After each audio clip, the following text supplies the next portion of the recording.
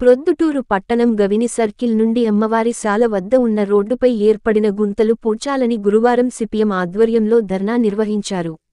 ఈ ధర్నాను ఉద్దేశించి సిపిఎం కార్యదర్శి సత్యనారాయణ మాట్లాడుతూ ప్రభుత్వము ప్రజల నుండి మరియు వాహనాల నుంచి పన్నులు పెద్ద ఎత్తున వసూలు చేస్తుంది, అయితే ప్రజలకు అందించాల్సిన సౌకర్యాలను పట్టించుకోవడం లేదని విమర్శించారు. బంగారంగల్లు జిల్లా ప్రభుత్వ ఆసుపత్రి మధ్యలో అమ్మవారి శాల వద్ద రోడ్డుపై గుంతలు పడి ప్రజలు ప్రతిరోజు చాలామంది బండ్లపై కింద పడుతున్నారని, హాస్పిటల్ పోయే గర్భిణీలు బాలింతలు రోగులు చాలా మంది కిందపడి ఇబ్బందులకు గురవుతున్నారని, ప్రతిరోజు ఈ రోడ్డుపై వేల మంది తిరుగుతున్నారు, అటువంటి రోడ్డును పట్టించుకోకపోవడం అధికారుల నిర్లక్ష్యానికి అద్దం పడుతుందని అన్నారు. వెంటనే సంబంధిత అధికారులు రోడ్డు గుంతలు పూడ్చకపోతే మీ కార్యాలయం వద్ద ఆందోళన చేయాల్సి వస్తుందని హెచ్చరించారు.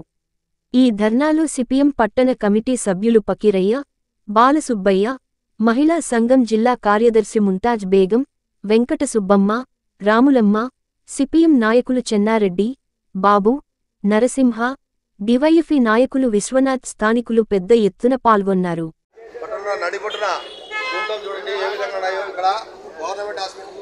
రోజు వేలాది మంది ఈ రోడ్లలో తిరగాల. ఈ రోడ్డు కూడా అధికారులు ఏమాత్రం పట్టించుకోవట్లేదు. స్థానిక ప్రజలందరూ కూడా వాళ్ళందరూ చూస్తున్నారు. ప్రతిరోజు నలుగురు ఐదో కింద పడుతున్నారని చెప్పేసి మా దృష్టికి తీసుకురావడం జరిగింది. దాంతో ఈరోజు ధర్నా కార్యక్రమం కూడా చేస్తూ ఉన్నాం. కాబట్టి ఇప్పటికైనా కూడా అధికారులు ప్రజలతో ముక్కు పెట్టి పన్ను వసూలు చేసుకుంటున్నాం. పన్నులు వసూలు చేసుకునే వారివి ఈ రకంగా ప్రజల సమస్యలు పరిష్కరించాలని తెలియదా అని చెప్పేసి మేము అడుగుతా ఉన్నాము. వేలకు వేలు పన్నులు కట్టించుకుంటున్నాం. ఈరోజు ఈ రకమైనటువంటి గుంతలు ఉంటే ఏ రకంగా ప్రజలు పోవాలని ఇక్కడ ఒకసారి ఆలోచించాలని చెప్పేసి అడుగుతున్నాం. ఇది centre main road government hospital వేల మంది ప్రజలు తిరుగుతున్నటువంటి ఇటువంటి వాటికి ఎందుకు మీరు పట్టించుకోవాలని చెప్పేసి సందర్భంగా సిపిఎం పార్టీగా డిమాండ్ చేస్తున్నాం. కాబట్టి ఇప్పటికైనా కూడా అధికారులు పట్టించుకోకపోతే మేము ఒక వారం టైం ఇచ్చి తర్వాత ఇక్కడే రాస్తారోకలు కూడా చేయాల్సి వస్తానని చెప్పేసి ఈ సందర్భంగా తెలియజేస్తా ఉన్నాము.